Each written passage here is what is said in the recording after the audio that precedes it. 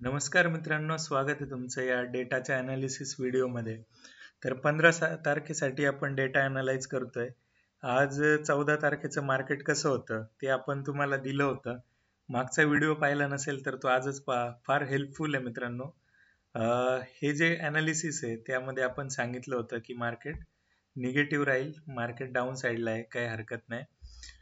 Aggressive down आहे, काय त्यामध्ये पण शंका नव्हती. आपण त्या हिशोबाने सांगितलं होतं. तर ह्याचं रिझन हे असं होतं की जे पण शॉर्टिंग होते ते पुट साईडला होते. पुट्स जे होते ते बऱ्यापैकी लॉंग त्या ठिकाणी होताना दिसले होते कम्पेअर टू पुट शॉर्ट्स, आणि कॉल पण शॉर्ट झाले होते. त्याप्रमाणे मार्केट आपल्याला बघायला मिळालं. तर आजचा 15 तारखेसाठी कसा डेटा आहे, आज काय डेव्हलपमेंट झाली ती बघू शकतो आपण. या ठिकाणी रिटेलर पुन्हा एकदा थोड्याशा नॉर्मल पोझिशन्स ॲड केलेल्या आहेत 4,05,000च्या पॉझिटिव्ह घेऊन चाललेले आहेत, आणि एफ आयजने सुद्धा 2,86,000च्या निगेटिव्ह पोझिशन्स त्या ठिकाणी. तर प्रोने जे चेंजेस केलेत ना ते थोडेसे इम्पॉर्टंट आहे की प्रो थोडासा शहाणा बनतोय, आणि प्रोने जे कॉल्स आहेत ना काही लॉंग पण केलेले आहेत या लेवलला. खालच्या लेवलला 100% त्यांनी कॉल लॉंग्स केलेत, आणि जी आपली लेवल होती जी 25,000 आपण क्लेम करत होतो की 25,000 ब्रेक व्हायला पाहिजे, पण तो ब्रेक नाही झाला मित्रांनो. तो तिथूनच डॉट टू डॉट एक मुवमेंट आला, आणि 25,000 ब्रेक नाही झाला. ठीक आहे. तर ह्याचं रिझन असं आहे की जे रिटेलर आहे ना, रिटेलर हे अजून फसण्यासाठी, म्हणजे हे जे 4 लाख आहेत हे 6 लाख कसे घेऊन जाता येतील, ते इझिली नाही घेऊन जाता येणार. त्यांना एक सपोर्ट द्यावा लागेल, त्यांना एक असं फेथ द्यावा लागेल की भाई इथे असं एक राउंडिंग बॉटम बनतोय, आणि आता इथं तुला लॉंग जाणं गरजेचं आहे. आणि हा 25,000 आहे ना, हा फार मेजर सपोर्ट आहे. इथे तुला असं काय त्याला बोलतात, सपोर्ट आहे, आणि इथं तुला 100% तुमचं बाउन्स घेईल आणि वरती जाईल. तर मित्रांनो, हे असं काय होत नाही. हे सपोर्ट रेजिस्टन्सची दुनियादारी सोडून द्या. मी तुम्हाला काही डायरेक्शनल गोष्टी शिकवल्यात, हेजिंगच्या गोष्टी शिकवल्यात, आणि पुढे जाऊन पण व्हिडिओमध्ये मी त्या गोष्टी तुम्हाला शेअर करणार आहे. तर हे सपोर्ट रेजिस्टन्सची दुनियादारी जोपर्यंत तुम्ही सोडत नाही तोपर्यंत मार्केटमधून पैसे कमवणं हार्ड होऊन जाईल. कारण मार्केट हा काही असा एखाद्या रेस मारली आणि याच्या खाली लॉस आणि याच्या खाली वरती प्रॉफिट, असा खेळ नाही आहे. हा प्रॉबॅबिलिटीचा खेळ आहे. ती प्रॉबॅबिलिटी आपल्याला अंडरस्टँड झाली पाहिजे. ठीक आहे. डेटा सांगतोय सगळं निगेटिव्ह आहे, डेटा निगेटिव्ह आहे, पण त्यातल्या त्यात थोडासा इथे प्रोने जरा शहाणपणा केलाय, आणि हा शहाणपणा मे बी खरा पण असू शकतो, घेईल पण रिकव्हरी, आपण सांगू नाही शकत. पण जे एफ आयज आहेत ना ते अजून निगेटिव्हच आहे. हे जोपर्यंत निगेटिव्ह ना तोपर्यंत घाबरायची गरज नाही. एक छोटासा बाउन्स 100% येऊ शकतो, कारण रिटेलरला फसवायचं आहे. अजून रिटेलरला गंडवून ह्या लेवलला, त्यांना वरच्या लेवलला पुन्हा जर सेल करायचं असेल तर त्यांना थोडंसं वर नेणं गरजेचं आहे. आणि हे वरती नेलं जरी आणि मार्केट जरी वर क्लोज झालं ना, तर ह्यांना काही लॉस नाही लागत. ह्यांच्या स्ट्रॅटेजी तशा ठरलेल्या असतात. मी कालच्या व्हिडिओमध्ये एक तुम्हाला स्ट्रॅटेजी दिली होती की 25,400चा कॉल जो आहे तो तुम्ही सेल करा. ओके. आणि 25,200चा, सॉरी 25,600चा तुम्ही बाय करा. ठीक आहे. 25,600चा बाय करायला लावला होता. तर अशा पद्धतीने जे ट्रेडिंग आहे ना डायरेक्शनल, ते करणं इम्पॉर्टंट आहे. त्यासाठी तुम्हाला कॅपिटलही कमी लागेल, रिस्कही कमी राहील, आणि एकदम सगळं परफेक्ट होईल. तर मित्रांनो, मी एक आहे ना स्ट्रॅटेजीचं एक आहे ना बॅक टेस्ट केलेली आहे. एकदम प्राईम स्ट्रॅटेजी आहे. मी कुणाकडून तरी इन्स्पायर होऊन ती स्ट्रॅटेजी घेतलेली आहे, पण त्याचे रिझल्ट आहे ना एकदम शॉकिंग आहेत. रिझल्ट एकदम शॉकिंग आहे. ती स्ट्रॅटेजी मी तुम्हाला इन शॉर्ट या ठिकाणी दाखवण्याचा प्रयत्न करणार आहे. डिटेलमध्ये आपण ह्याच्यावर बोलू, पण जे रिझल्ट आहेत ना ते फार इम्पॉर्टंट आहे. ते मी तुम्हाला एक ओव्हरव्ह्यू देतो. ॲक्च्युली पूर्ण स्ट्रॅटेजी याच्यात शक्य नाही होणार आपल्याला कव्हर करणं. त्याचे प्लस मायनस सगळे आपण त्या ठिकाणी देणार आहोत. तर एकच मिनिट. तर एक बॅक टेस्टेड डेटा मी या ठिकाणी शेअर करणार आहे. तो आपण या ठिकाणी करूच.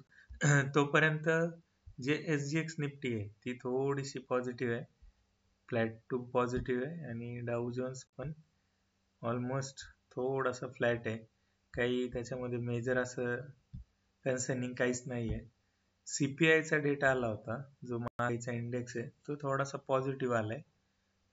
त्यामुळे पण थोडासा प्रोने थोडंसं हात आखडता घेतला असू शकतो, असं त्या ठिकाणी संभावना करायला काय हरकत नाही. पण नेट टू नेट अजूनही मार्केट थोडंसं विकनेस त्याच्यामध्ये 100% आहे.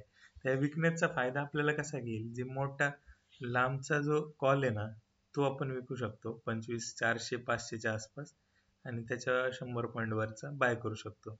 जोपर्यंत एटीएम ला येत नाही ना, तोपर्यंत बऱ्यापैकी एक्सपायरीला आलेला असेल, आणि आपल्याला जरी एटीएम ला आला तरी लॉस त्या ठिकाणी नाही लागणार.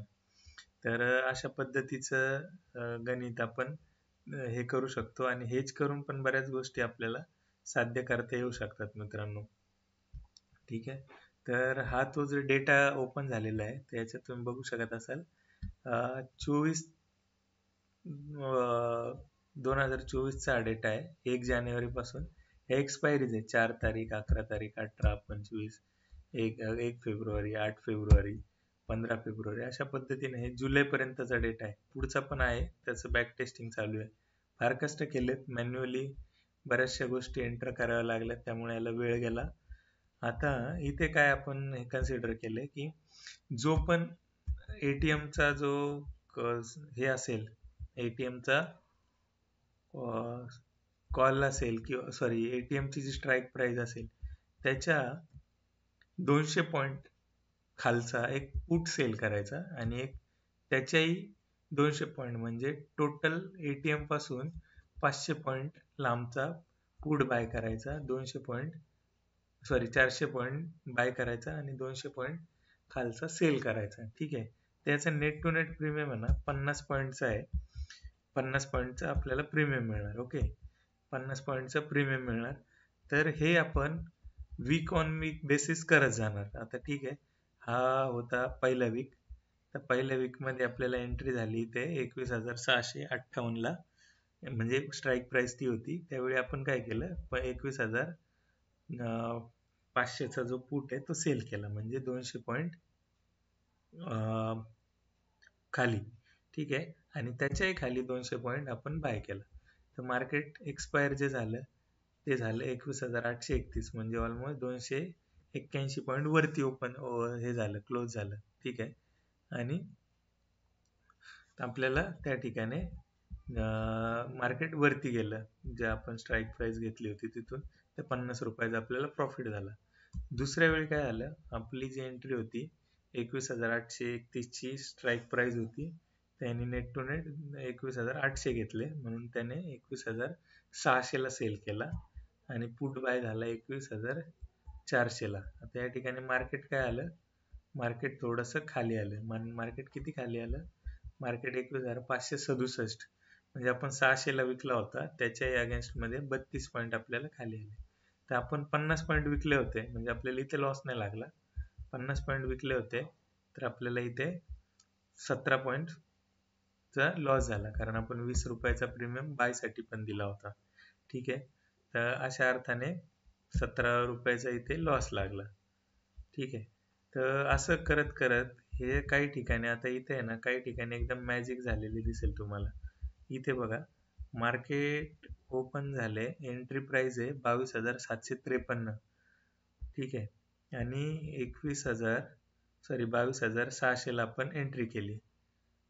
ठीक आहे, 22,600 ला आपण पुट सेल केला, ज्यावेळी मार्केट आहे 22,753 रुपये. ठीक आहे, 53 इथे दिसत असेल.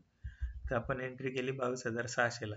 पण आता झालं उलट, मार्केट ना डायरेक्ट ऑलमोस्ट 757 पॉईंट खाली क्लोज झालं 21,995 ला. आपण ऑलरेडी 400 पॉईंट खाली बाय आहे, तर 400 पासूनही खाली गेलं ना मार्केट. ठीक आहे, तर 380 पॉईंट इथे मिळाले, आणि जो नेट लॉस होता, आपण जो पुट सेल केला होता, तो गळण्यासाठी 150 पॉईंट होता, कारण तो त्याच्या खाली तर नाही जाऊ शकत. ठीक आहे, इथं आपल्याला 150 पॉईंटचा लॉस त्या ठिकाणी लागला. ठीक आहे, कारण तो लॉस जो आहे तो कॅप झाला. तर अशा अर्थाने हे आपण वीक ऑन वीक बेसिस करत गेलो तर इथं तुम्हाला किती पॉईंट मिळाले त्याचं गणित लक्षात घ्या. तर ही एकदम बॅक टेस्टेड प्रूव्हन स्ट्रॅटेजी आहे. इथं आपल्याला 790 पॉईंटचा लॉस लागला आणि इथे जो आहे तो 1600 पॉईंटचा प्रॉफिट झाला. तर म्हणजे हार्डली 40,000 रुपये सोडून दिले. तर विदिन 6-7 मंथ हे ऑलमोस्ट डबल झालेले आहेत मित्रांनो. तर ह्या कंडिशन्स प्रत्येक वेळी येतील असंही नाही, एवढे रिटर्न प्रत्येक वेळी मिळतील असंही नाही. प्रत्येक मंथ ही जी प्रॉबॅबिलिटी बघितली ना वरती क्लोज होण्याची ही जास्त आहे. 50-50-50-50-50-50 हे भरपूर वेळा आपल्याला मिळालेले आहे. त्याचं रिझन असं आहे की आपण बाय डिफॉल्ट निफ्टीला एक पॉझिटिव्ह मार्केट म्हणून कन्सिडर करतो. Positive market in the sense हे बुल स्टॉक पकडला जातो निफ्टीला की हा इयर ऑन इयर बेसिस वाढेल. फार रेअर केसेसमध्ये ते लास्ट इयर पेक्षा कम्पेअर पेक्षा तो थोडासा पडताना दिसतो, म्हणजे लॉस मध्ये दिसते निफ्टी लास्ट इयर पेक्षा. हे पण असं फार कमी वेळा होतं. पण आपण वीक ऑन वीक बेसिस करतोय, म्हणजे आपली जी प्रॉबॅबिलिटी ती वीक ऑन वीक बेसिसची, आणि जर मेजर खाली आला तर आपल्याला प्रॉफिटच होतोय ना मित्रांनो. ते पण आपण कन्सिडर केलं पाहिजे आणि त्या हिशोबाने आपण प्रयत्न केले पाहिजे. तर मित्रांनो, आय होप तुम्हाला ह्या व्हिडिओमधून काही इन्साइटफुल भेटलं असेल आणि उद्यासाठीचं जे गणित आहे ते तुम्हाला लक्षात आलं असेल.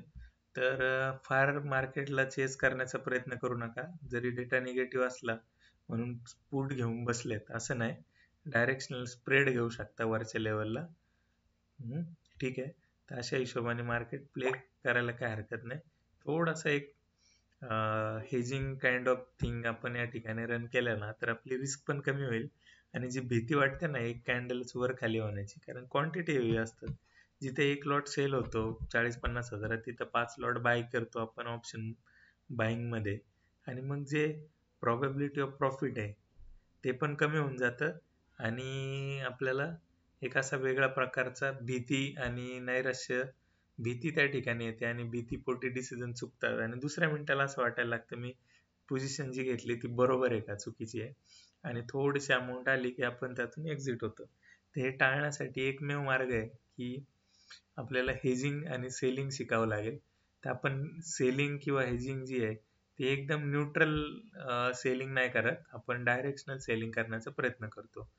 तर आय होप मित्रांनो हा डेटाचा ॲनालिसिस व्हिडिओ तुम्हाला थोडासा फायदेमंद होईल आणि तुम्ही त्या हिशोबाने डायरेक्शन घेऊन त्या ठिकाणी ट्रेड करू शकता. तर उद्याचं जे आहे ना ते थोडंसं कॉशन आहे, पॉझिटिव्ह मुवमेंट येण्याचे चान्सेस आहेत, कारण प्रोने जो गेम खेळलाय ना तो थोडासा कॉन्झर्वेटिव्ह खेळलाय आणि प्रोने जेवढे कॉल शॉर्ट केलेत ना तेवढेच कॉल लॉंग सुद्धा केलेले आहेत आणि पोझिशन्स त्यांनी वाढवलेले आहेत. ठीक आहे.